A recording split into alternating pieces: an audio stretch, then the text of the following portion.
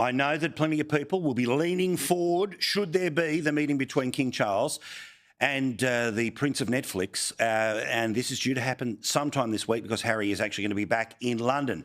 Angela Levin, across it all, a wonderful broadcaster and a wonderful royal biographer, has literally written the book on Camilla and also on Harry. She joins us now. Happy Sunday to you. Now, Angela, is it going to happen or is it just a hope it's going to happen? It's the most extraordinary thing that's happening.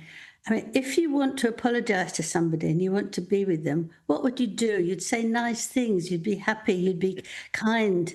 But Harry has come out with demands that are absolutely ridiculous. Now you think, does he want to see him or doesn't he want to see him? Does he want to hurt his father or not? So it's very difficult. I think in the end they won't meet, and I hope so, because Harry's saying he will only see one of the things.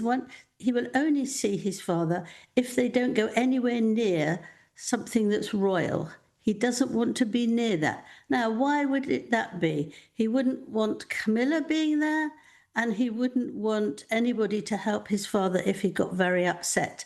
Now, his father is coming up to London on Wednesday to have, a look at the doctor. The doctor will look at him and see how he is, and he comes up every week. Right. So it's said today that Harry was incredibly busy. He doesn't know how he's going to do it, but he's been saying he absolutely wants it. A lot of journalists are going very pro-Harry and very anti-William and anti-King. It's just Harry and Meghan that are wonderful. I absolutely am not. I think Harry is very, very dangerous and cunning.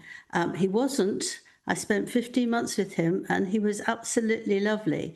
But all that's gone and he's really nice. He wants to get his own back. And I think that's what Meghan's telling him. And what Meghan tells him, that's what he does. What I'm always blown away by, right, which is, if some of us try to relate to this, every family has some tension here and there, whatever, right? But when someone gets sick, it generally big reset button, right? Because you go, okay, I could have weeks, months or years, but I now know and have been reminded that there will be a time where I will not be able to spend time with this person.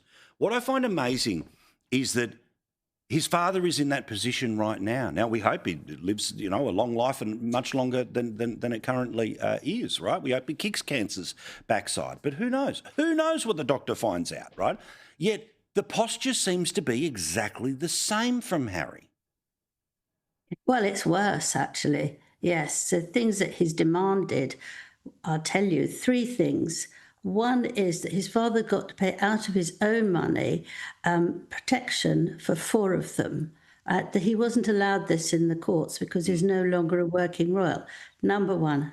Number 2, the Buckingham Palace have got to deal with the press, any photographers, because they don't want anything that's not friendly and warm. Yeah. This is for Meghan. 3 is that Meghan has got to be given the HRH, which is her Royal Highness. And everybody's got to, from now, curtsy or bow to her. Now, she's done absolutely nothing apart from moaning for 72 days when she was there. She hates the royal family. She won't do anything that's helpful. What does she want all that for? It is just testing the king. That's what I think. Fortunately, let me tell you about his cancer. It's one of those cancers that won't go away, but you can actually live for years with it. As long as he has all the, people looking at him and looking after him, but he hasn't got something that is going down. So it's not so bad. But if he's coming up to London on Wednesday to have doctors look at him and check, it's very tiring and it's very worrying. So you don't want a boy, because he might be 40, but he behaves like a boy, shouting at you of what he's got to do. I mean, he shouldn't bring that up in the subject whatsoever. Nothing.